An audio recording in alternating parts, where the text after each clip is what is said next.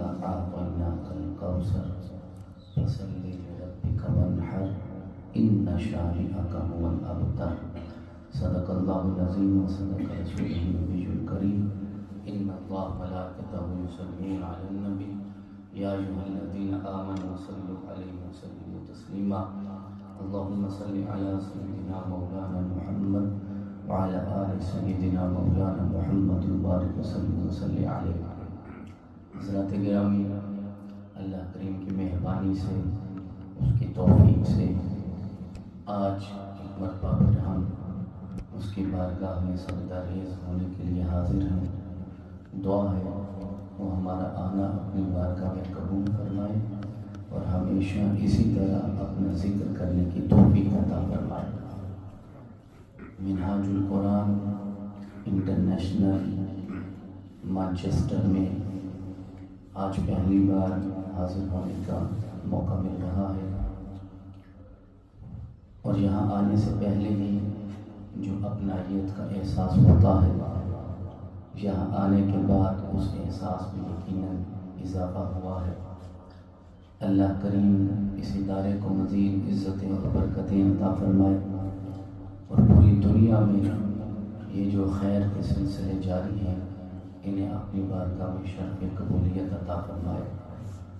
میں انتہائی شکر گزار ہوں برادر محترم حضرت علامہ مولانا عبدالستار سراج صاحب کا کہ جن کی وساطت سے آج یہاں حاضر ہونے کا موقع ملا۔ اللہ کریم ان کے علم میں، عمل میں، زندگی میں برکتیں پیدا فرمائے۔ انتہائی اختصار کے ساتھ وقت کو پیش نظر رکھتے ہوئے اور اس مبارک مہینے کی جو نسبت و برکت ہے، حضرت سیدہ خاتون جنت جناب فاطمہ الزہرا سلام اللہ علیہا کے ساتھ اس حوالے سے چند باتیں آپ کی خدمت میں پیش کرنا چاہوں گا، تاکہ اللہ کریم ہمیں اس گھر کے ساتھ سچی محبت کی بھی توفیق عطا فرمائے اور آپ کی سیرت پر عمل کرنے کی بھی توفیق عطا فرمائے۔ جو آیت کریمہ میں نے تلاوت کرنے کا شرف حاصل کیا، اللہ کریم ارشاد فرماتے ہیں اِنَّا أَعْطَيْنَاكَ الْكَوْثَرَ، کہ بے شک ہم نے آپ کو کوثر عطا فرمائی ہے۔ اب کوثر سے کیا مراد ہے؟ حضرت امام فخر الدین الرازی رحمۃ اللہ علیہ تفسیر کبیر میں ارشاد فرماتے ہیں کہ کوثر کے 16 معنی بیان ہوئے ہیں۔ کوثر سے مراد حوض کوثر بھی ہے، جنت میں ایک نہر ہے جس کا نام کوثر ہے۔ مختلف اور معنی بھی بیان ہوئے کہ کوثر کے اتنے معنی ہیں۔ اللہ کریم نے ارشاد فرمایا بے شک ہم نے آپ کو کوثر عطا فرمائی، اور کوثر سے مراد خیر کثیر بھی ہے کہ ہم نے جو چیز بھی آپ کو عطا فرمائی ہے اسے بے حد و بے حساب عطا فرمایا۔ لیکن حضرت امام ارشاد فرماتے ہیں کہ کوثر کا ایک معنی یہ ہے کہ اللہ کریم نے ارشاد فرمایا اے محبوب ہم نے آپ کو فاطمہ عطا فرما دی، کیونکہ کوثر کا معنی کثرت ہے، خیر کثیر ہے۔ تو حضرت سیدہ فاطمہ الزہرا سلام اللہ علیہا کے ذریعے اللہ کریم نے صبح قیامت تک اپنے رسول کی اولاد اور آل کو کثرت عطا فرما دی۔ شاید 61 ہجری کے 10 محرم کو کربلا میں حضرت سیدنا امام حسین علیہ السلام اور آپ کا خاندان جب قربان ہوا، حتیٰ کہ 6 ماہ کے علی اصغر بھی قربان ہوئے، علی اکبر بھی قربان ہوئے۔ جب سارا خاندان قربان ہو گیا تو قربان کرنے والوں اور سر کاٹنے والوں نے یہ سوچا ہوگا کہ اہل بیت پیغمبر ہمیشہ کے لیے ختم ہو جائیں گے، لیکن اللہ کریم نے حضرت امام زین العابدین کے ذریعے صبح قیامت تک آل محمد کو زندگی عطا فرما دی۔ اب جہاں بھی رسول اکرم علیہ تحیۃ والثناء کی آل اور اولاد موجود ہوتی ہے، اس کے لیے میرے آقا نے ارشاد فرمایا کہ ہر ایک کا نسب جو ہے وہ بیٹے سے چلتا ہے، لیکن میرا نسب میری بیٹی فاطمہ الزہرا سے چلتا رہے گا۔ اب اگر پوری دنیا میں آپ تعداد شمار کرنا چاہیں کہ کتنے سادات ہیں جو پوری دنیا میں موجود ہیں، تو شاید آپ کے کیلکولیٹر جواب دے جائیں گے، لیکن آپ گن نہ پائیں گے کہ سادات کی تعداد کتنی ہے۔ یہی وہ خیر کثیر ہے جو اللہ نے فاطمہ کے ذریعے میرے آقا کو عطا فرمائی ہے۔ اور دوسری بات، یہ جو لفظ ہے فاطمہ، یہ نام ہے فاطمہ، ہم اہل بیت کے ساتھ محبت کرتے ہیں تو کیوں کرتے ہیں؟ ظاہری سی بات ہے کہ اپنی جوانی میں اپنے وطن کو چھوڑ کے جب آپ یہاں آئے ہیں تو کوئی مقصد تو ہوگا، کوئی وجہ تو ہوگی، کوئی انسان کی زندگی کا حاصل تو ہونا چاہیے جس کے لیے آپ یہاں آ کر بیٹھے ہیں۔ جوانی گزرتی ہے، بڑھاپا آتا ہے، نسلیں آتی ہیں، گزر جاتی ہیں، انسان سب کچھ برداشت کرتا ہے تو کوئی تو وجہ ہوگی۔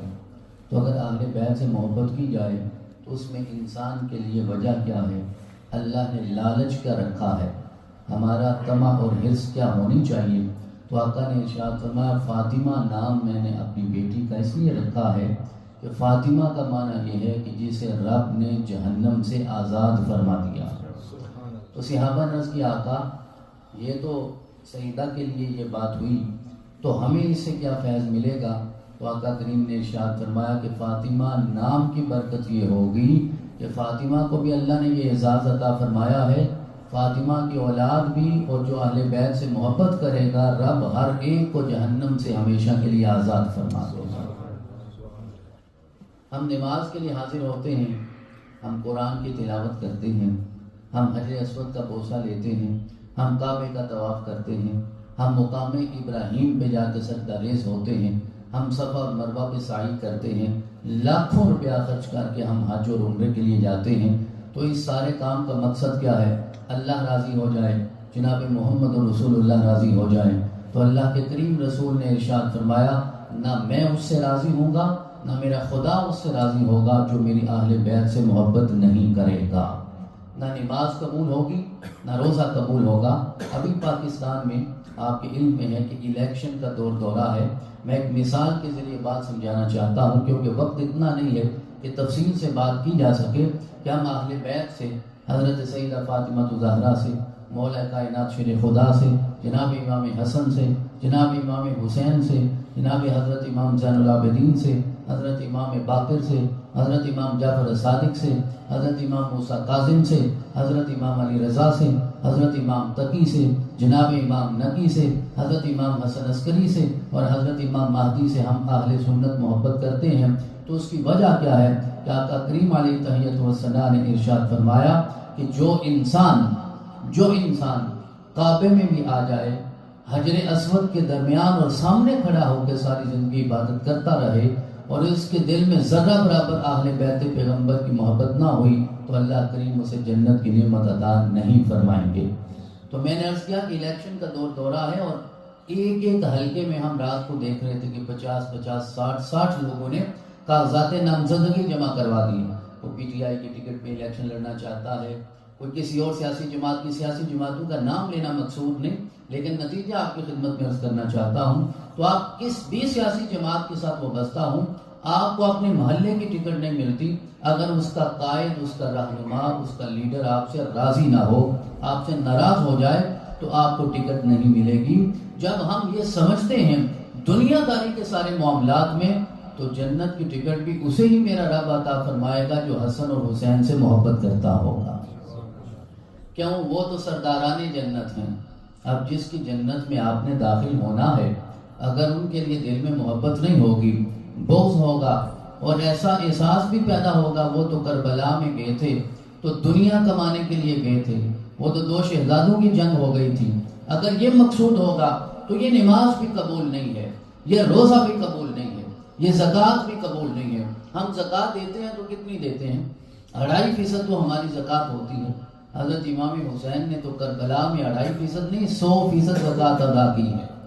آپ نے تو کچھ چھوڑا نہیں ہے باقی۔ ہم دیتے ہیں تو اپنے پاس بھی بچا کے رکھتے ہیں، آپ نے تو سارا خاندان قربان کیا۔ اور ہمارے سجدے کیا معنی رکھتے ہیں؟ ہمارے سجدوں کی طوالت کیا معنی رکھتی ہے؟ ہماری تسبیحات کیا معنی رکھتی ہیں؟ کیا یہاں سجدہ کرنا مشکل ہے یا 61 ہجری کے 10 محرم کو کربلا کے میدان میں سجدہ کرنا مشکل تھا؟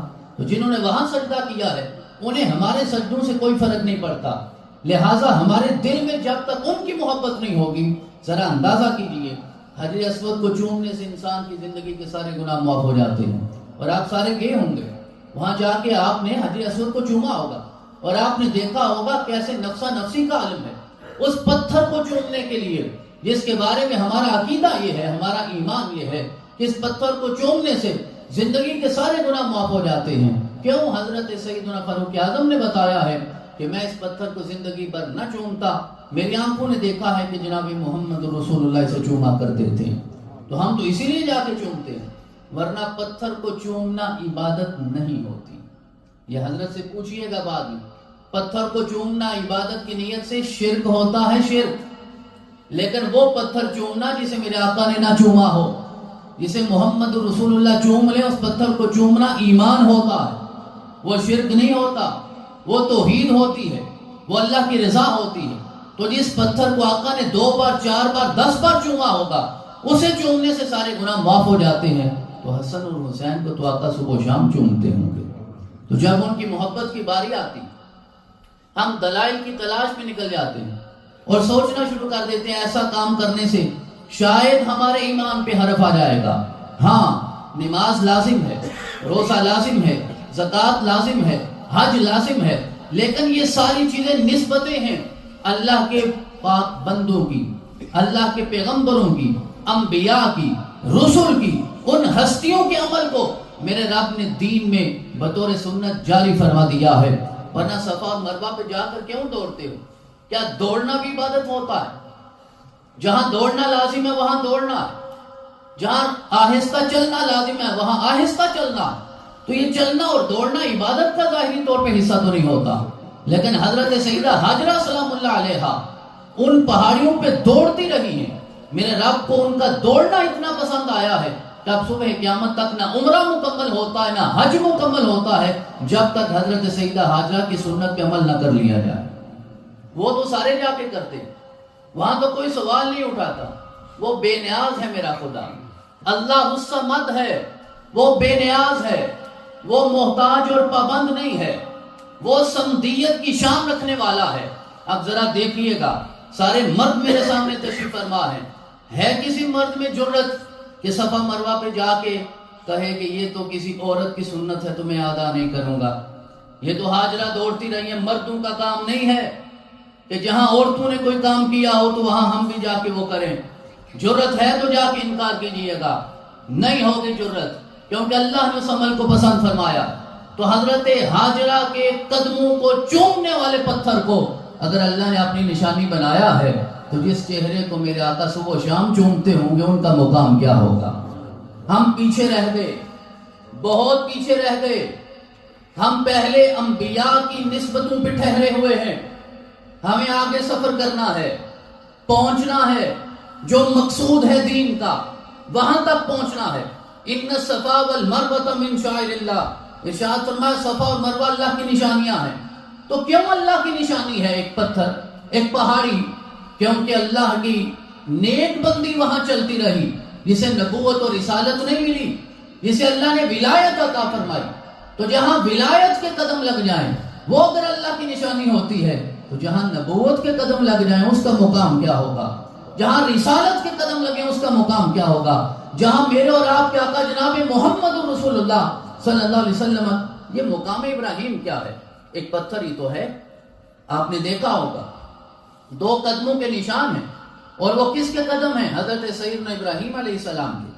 اب جس پتھر پہ جناب ابراہیم کے قدم لگ جائیں تو قدموں کے نشان والا پتھر، وہ مقام ابراہیم ہمارے لیے مسلح بن جاتا ہے۔ تو جس پتھر پہ محمد رسول اللہ کے قدم لگیں گے اس کا مقام اور شان کیا ہوگی؟ وہاں جا کے ہمیں یہ بتایا جاتا ہے کہ روزے کی طرف دیکھنا بھی شرک ہے، ہاتھ اٹھانا بھی شرک ہے، رسول اللہ کے واسطے اور وسیلے سے دعا مانگنا بھی شرک ہے۔ بھئی جس کے واسطے اور وسیلے سے اللہ نے یہ نعمتیں عطا فرمائی، یہ سب اللہ نے کرم فرمایا، اس کی بارگاہ میں جا کر مانگنا یہ شرک نہیں ہے بلکہ عین توحید اور ایمان ہے۔ اور وہاں جا کے سوال کرو گے تو میرا رب ان کے صدقے ضرور عطا فرمائے گا۔ تو اب رسول اللہ کی بارگاہ تک کیسے پہنچنا ہے؟ آپ کی بارگاہ تک پہنچنے کے لیے ہمیں اس رستے کا انتخاب کرنا ہوگا جس میں آپ براہ راست اس بارگاہ تک پہنچ سکیں، تو وہ رستہ ہے اہل بیت کی محبت کا، جناب زہرا پاک کی محبت کا، حضرت مولا کائنات شیر خدا کی محبت کا، حضرت امام حسن اور حسین کی محبت کا، اور حضرت ام المومنین جناب عائشہ صدیقہ رضی اللہ تعالیٰ عنہا۔ آپ ارشاد فرماتی ہیں ما رأیت احدا اشبہ سمتا وہدیا ودلا برسول اللہ فی قیامها وقعودها من فاطمہ بنت محمد صلی اللہ علیہ وسلم۔ ام المومنین ارشاد فرماتی ہیں میں نے ساری زندگی کسی کو اٹھنے بیٹھنے میں، بولنے میں، صورت میں، سیرت میں رسول اللہ کے اتنے مشابہ نہیں دیکھا جتنا اللہ نے فاطمہ الزہرا کو بنایا تھا۔ تو لہٰذا آپ کی زندگی کی مختلف جہتیں ہیں۔ اللہ کریم نے آپ کو بیٹی بھی بنایا ہے، تو آج اگر بیٹی رہنمائی لینا چاہتی ہے تو جناب زہرا پاک کی زندگی سے رہنمائی مل سکتی ہے۔ اللہ نے آپ کو ماں بھی بنایا ہے، ماں رہنمائی لینا چاہتی ہے تو وہ بھی اسی در پہ حاضر ہوگی۔ بیوی بھی بنایا ہے، بیوی ہو جو سیدہ خاتون جنت ہے، جو لخت جگر ہے، وجہ تخلیق کائنات کی، تو جناب محمد رسول اللہ کے جسم کا حصہ ہے۔ دیکھیے ایک بات محبت سے آپ کی خدمت میں پیش کرنا چاہتا ہوں، ہم سارے رسول اکرم کے مشن کا حصہ ہیں، ہم سارے رسول اکرم کے مشن کا حصہ ہیں، اور وہ مشن ہے توحید و رسالت کا، مشن ہے اسلام کا۔ لیکن فاطمہ الزہرا میرے رسول کے جگر کا ٹکڑا ہے، وہ صرف مشن کا حصہ نہیں ہے، وہ آپ کے جسم کا حصہ ہے۔ تو جسم کے کسی ایک حصے کو تکلیف ہو، سارا جسم تکلیف میں مبتلا ہوتا ہے۔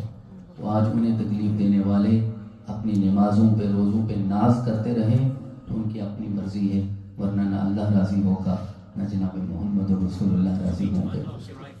جو ساری رات ایک ایک سجدے میں گزار دیتی ہیں، اور جب مؤذن اذان دیتا ہے تو سر اٹھا کے عرض کرتی ہے مولا ساری زندگی تیری بارگاہ سے کچھ مانگا نہیں، آج اتنا مانگنا چاہتی ہوں کہ رات اتنی لمبی تو بنا دے، 2 سجدے تو تیری بارگاہ میں پیش کر سکوں۔ جنہیں میرے رب نے یہ مقام عطا فرمایا ہے، انہوں نے بھی ساری زندگی اپنے شوہر نامدار کے سامنے کبھی سر نہیں اٹھایا، کیونکہ آپ کی سیرت سے رہنمائی لینے والا ہی انسان آج کامیاب ہوگا۔ اللہ کریم کے پیارے رسول نے آخری جملہ عرض کر کے بات ختم کرتا ہوں، ایک لقب ہے آپ کا حضرت سیدہ فاطمہ الزہرا کا، شاید آپ نے پہلے سنا ہوگا یقیناً، وہ لقب ہے کہ آپ کو کہا جاتا ہے ام ابیہا۔ ام کا مطلب ہے ماں، ابیہا کا مطلب ہے اپنے باپ کی، تو ام ابیہا کا معنی ہوگا اپنے باپ کی ماں۔ اب ظاہر ہے زیادہ دانشمند ہیں، مشاہداتی زندگی آپ نے گزاری ہے، اللہ نے آپ کو بڑا علم عطا فرمایا ہے، ذرا یہ لقب تو مجھے سمجھائیے کہ اپنے باپ کی ماں یہ کیا ہوتا ہے؟ باپ کی تو بیٹی ہوتی ہے، باپ کی ماں تو نہیں ہوتی، تو یہ اپنائیت کا عالم کون سا ہوگا؟ آپ یہ اپنے بچوں سے پیار کرتے ہیں، یہ اپنائیت کا عالم کیا ہے جس میں آقا نے فرمایا ہے تو میری بیٹی، لیکن پیار ایسے کرتی ہو جیسے بیٹے سے ماں پیار کیا کرتی ہے۔ اور یہ آقا نے کب فرمایا تھا؟ یہ جب ابتدائی اسلام میں آقا صحن حرم میں تھے، نماز پڑھ رہے تھے، اور عقبہ بن ابی معیط نے آ کر رسول اکرم کی مبارک پشت پہ اوجڑی ڈالی تھی، یہ آپ نے واقعہ سنا ہوگا، اور وہ اوجڑی کا بوجھ اتنا تھا کہ آقا اپنا مبارک چہرہ اٹھا نہیں پا رہے تھے، اور حضرت سیدہ کی عمر صرف 5 سال تھی اس وقت۔ آپ کو بتایا گیا آپ گھر سے دوڑتے ہوئے جا کر اوجڑی کو ہٹایا جاتا ہے، آنکھوں میں آنسو ہیں، رسول اکرم کے مبارک چہرے کو صاف کیا جاتا ہے۔ آقا نے سینے کے سر لگا کے کہا فاطمہ تو ہے تو میری بیٹی، لیکن اس وقت مجھ سے ایسے پیار کر رہی ہو جیسے ماں اپنے بیٹے سے پیار کرتی ہے۔ تو جس ہستی کے ساتھ اللہ نے میرے رسول کا یہ تعلق بنایا ہے، ہمیں ان کی بارگاہ میں غیر مشروط حاضر ہونا چاہیے، ان کے ساتھ محبت بھی کرنی چاہیے، اور ان کی سیرت پر عمل بھی کرنا چاہیے۔ اب اس سے بڑا کیا پیغام ہو سکتا ہے اہل بیت کی سیرت کا کہ کربلا ہے، تلواروں کا سایہ ہے، شمر روک رہا ہے، لیکن حسین نے پھر بھی سجدہ کر کے بتایا کہ آج میں نے اس سجدے کا احسان اتارا ہے جو میرے لیے میرے نانا نے اتنا طویل کیا تھا۔ تو آج اگر ہم اہل بیت کی بات کریں، سجدہ بھی یاد نہ ہو، نماز بھی یاد نہ ہو، روزہ بھی یاد نہ ہو، اس کی بارگاہ میں جھکنا بھی یاد نہ ہو، تو صرف محبت شاید اتنا فائدہ نہ دے۔